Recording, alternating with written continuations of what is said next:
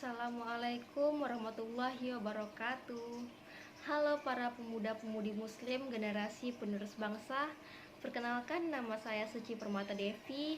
Kali ini saya akan membahas mengenai gaya hidup generasi muda muslim masa kini.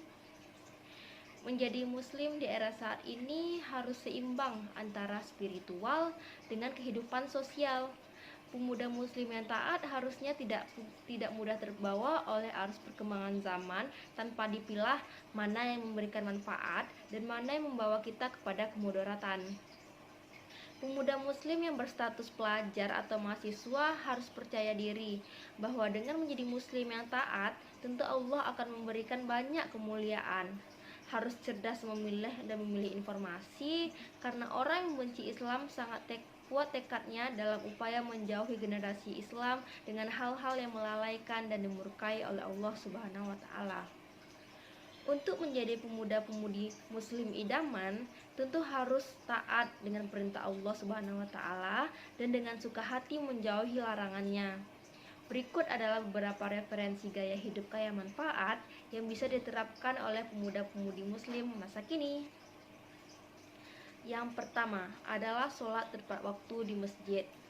Sholat tepat waktu di masjid adalah amalan yang harus dilakukan oleh setiap pemuda muslim. Karena semakin ramainya masjid oleh para pemuda, pertanda bahwa kejayaan umat Islam semakin dekat. Yang kedua adalah memberdayakan orang-orang di sekitar.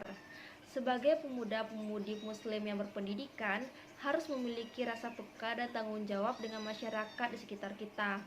Saling tolong-menolong adalah akhlaknya muslim. Dengan ilmu atau kelebihan yang ada, pemuda-pemudi muslim harus kreatif dan inovatif dalam upaya memberdayakan masyarakat. Yang ketiga adalah menghafal Al-Quran. Lebih dari 50% penduduk Indonesia yang mayoritas muslim ini tidak bisa membaca Al-Quran.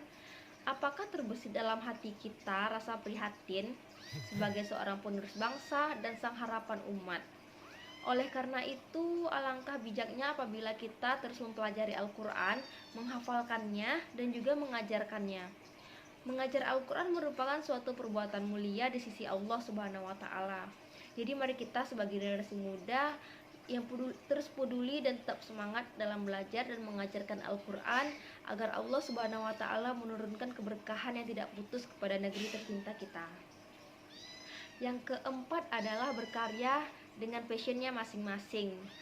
Allah menciptakan manusia dengan bentuk sebaik-baiknya, ahsani taqwim, seperti dalam surat At-Tin ayat 4, yaitu sesungguhnya kami telah menciptakan manusia dengan bentuk yang sebaik-baiknya.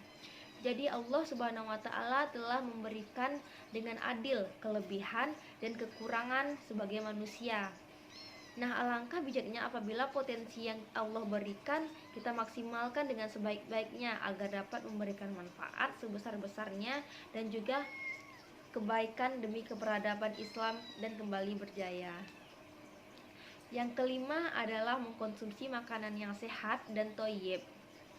Tubuh yang kuat dihasilkan dari makanan yang sehat. Allah menyuruh umatnya untuk senantiasa memperhatikan apa saja yang masuk ke dalam perut dengan memerintahkan mengkonsumsi makanan yang halal dan thayyib. Allah Subhanahu wa Ta'ala berfirman, "Wahai manusia, makanlah dari makanan yang halal dan baik yang terdapat di bumi." Surat Al-Baqarah ayat 168. Karena saat ini sangat menjamur makanan-makanan yang halal, namun belum tentu thayyib dan baik untuk kesehatan.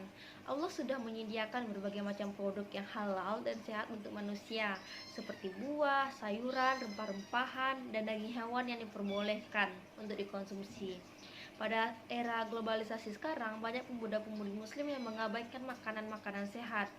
Penting bagi seorang muslim untuk menjaga makanannya, karena makanan ini berpengaruh terhadap daya tahan tubuh dan produktivitas.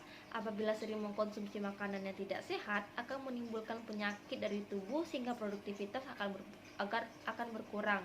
Begitupun sebaliknya. Jadi kita harus mempunyai tubuh yang kuat agar dapat menjalankan amanah-amanah yang berat untuk kemaslahatan umat. Yang keenam adalah rutin berolahraga. Rasulullah Shallallahu Alaihi Wasallam menyarankan umatnya untuk gemar berolahraga, seperti berenang, memanah, dan berkuda. Selain olahraga yang dianjurkan, umat Islam juga diperbolehkan untuk berolahraga lainnya asal sesuai dengan kapasitasnya dan tidak berlebihan.